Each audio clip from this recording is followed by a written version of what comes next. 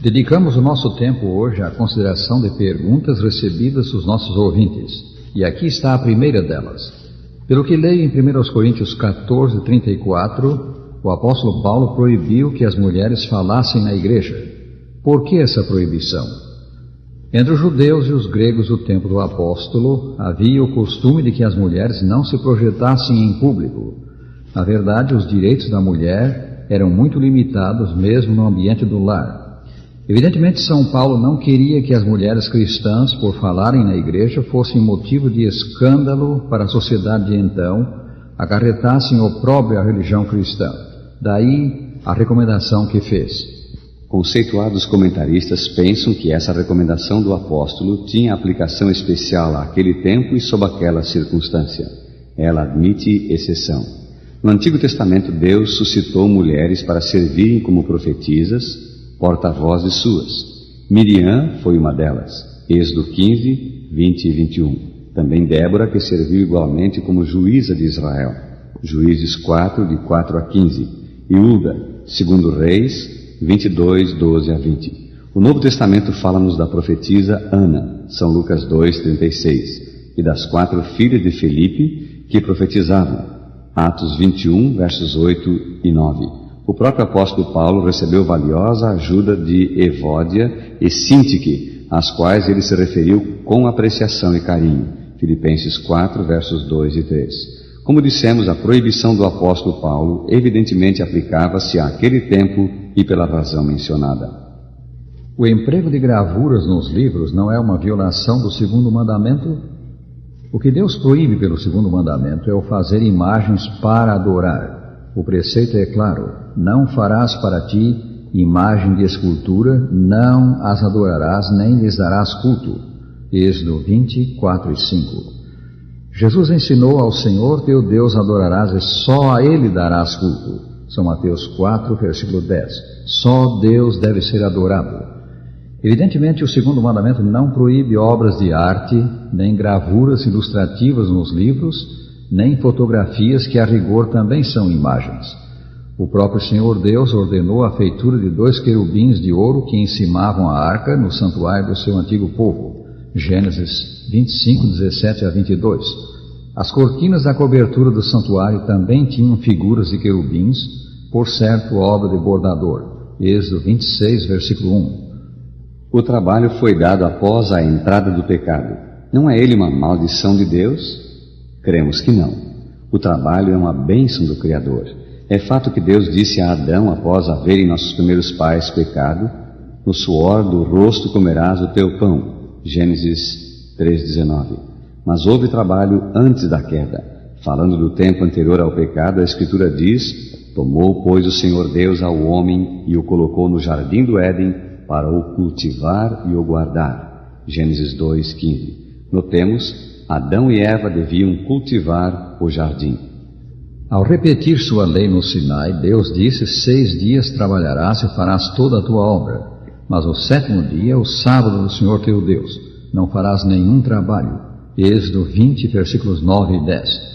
Deus nos deu 6 dias da semana para trabalharmos, para adquirirmos o nosso pão e o nosso vestuário.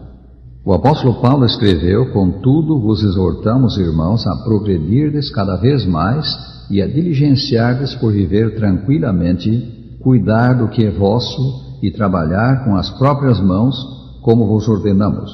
1 aos Tessalonicenses 4, versículos 10 e 11. Mas, se alguém não quer trabalhar, também não coma. 2 Tessalonicenses 3, versículo 10. Como pôde a arca de Noé abrigar espécimes de todos os animais e aves? Lembramos primeiro que as dimensões da arca eram muito grandes, cerca de 157 metros de comprimento por 26 de largura e 15,50 de altura. Lembramos também que havia então muito menos variedades de todos os seres do reino animal do que hoje. Somos criacionistas e não evolucionistas. Mas cremos que, com o passar do tempo, desenvolveram-se muitas variedades dentro de cada tipo básico criado por Deus. Haja vista a família dos bovídeos. Evidentemente, Deus criou um só tipo de boi no começo, mas dentro desse tipo básico, quanta variedade temos hoje embora nenhuma dessas variedades se transforme noutro tipo básico. Todos os bovinos continuam sendo bovinos. A arca deve, pois, ter tido suficiente espaço para abrigar espécimes de cada variedade de animais e aves, também os alimentos que necessitaram. Qual era a significação de Urim e Tumim? Segundo lemos em Levítico 8, versículos 7 e 8, Urim e Tumim eram pedras brilhantes colocadas no peitoral do sumo sacerdote, o principal responsável pelos serviços do templo do antigo Israel. Elas serviam ao propósito de obter de Deus respostas a indagações sobre assuntos importantes. Quando Deus era consultado, aparentemente uma luz sobre Urim, a pedra da direita, indicava aprovação, consentimento, e uma sombra sobre Tumim, a pedra da esquerda, reprovação ou negação. Se todas as obras de Deus são boas, como creem as pessoas religiosas, como se explica a existência de animais bravios, bem como a de répteis, insetos e plantas venenosos? A crença de que todas as obras de Deus são boas é naturalmente verdadeira. A Escritura diz que ao completar, no 6º dia, a criação do mundo e do que nele há, viu Deus tudo quanto fizera, e eis que era muito bom. Gênesis 1, 31. Aí está. Nenhuma fera, nenhuma serpente ou planta venenosa. Tudo era muito bom. E isto aos olhos do Deus das coisas perfeitas. De onde, pois, vieram as feras, o leão, o tigre, o urso e outros animais bravios? De onde as plantas venenosas, como o fumo, a maconha e tantas outras? A resposta está implicada nas palavras de Jesus relatadas em São Mateus 13, 28. Um inimigo fez isso. O inimigo, autor das coisas más que há no mundo, é Satanás.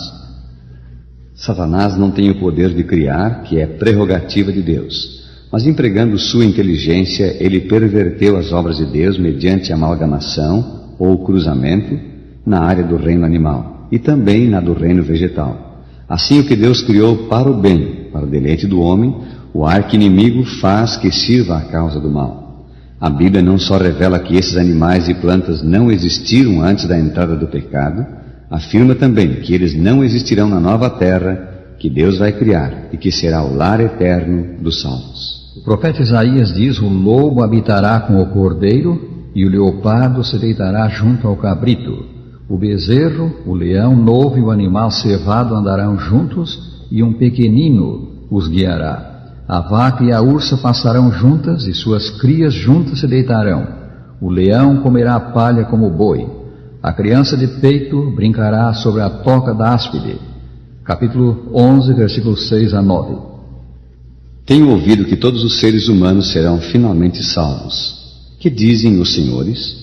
A salvação universal de todos os membros da família humana é o desejo de Deus. O apóstolo Paulo escreveu: Deus deseja que todos os homens sejam salvos. Primeira carta a Timóteo 2:4. Em Cristo, seu santo Filho, Ele proveu salvação para todos. Quão grande é a sua bondade! Até o mais indigno dos pecadores está incluído. A Escritura diz: porque Deus amou ao mundo de tal maneira que deu o seu Filho unigênito, para que todo o que nele crê não pereça, mas tenha a vida eterna. São João 3:16. Lamentavelmente, nem todos creem. Na verdade, são poucos os que aceitam o remédio provido pelo céu para o mal do pecado. São poucos os que creem. E enquanto o que crê não é julgado ou condenado, o que não crê já está julgado ou condenado, porquanto não crê no nome do unigênito Filho de Deus. Versículo 18. Foi o próprio Senhor Jesus Cristo que disse: entrai pela porta estreita. Larga é a porta e espaçoso o caminho que conduz para a perdição, e são muitos os que entram por ela. Porque estreita é a porta e apertado o caminho que conduz para a vida, e são poucos os que acertam com ela. São Mateus 7, 13 e 14. Mas, porque muitos são chamados, mas poucos escolhidos. São Mateus 22, 14. O remédio, pois, para o mal do pecado é Cristo. É crer em Cristo como nosso Salvador pessoal, recebê-lo no coração, fazer o Senhor de nossa vida, deixar-nos transformar por Ele. Isto implica arrependimento do pecado. Se, porém, não vos arrependerdes, ensinou Jesus, todos igualmente perecereis. São Lucas 13, versículo 3. Implica também confissão e, por graça de Cristo, abandono do pecado. O que encobre as suas transgressões jamais prosperará, mas o que as confessa e deixa alcançará a misericórdia. Provérbios 28, versículo 13. Prezado ouvinte, a oferta da vida de Cristo na cruz do Calvário comprou salvação para todos os homens. Aceita o bem que te possibilitou por um tão grande sacrifício. Vem ao Salvador agora e confia-te a Ele. Serás recebido e salvo. Serás feito um cidadão do céu. São dele as palavras São Mateus 11, 28 e 29. Vinde a mim, todos os que estáis cansados e sobrecarregados, e achareis descanso para as vossas almas.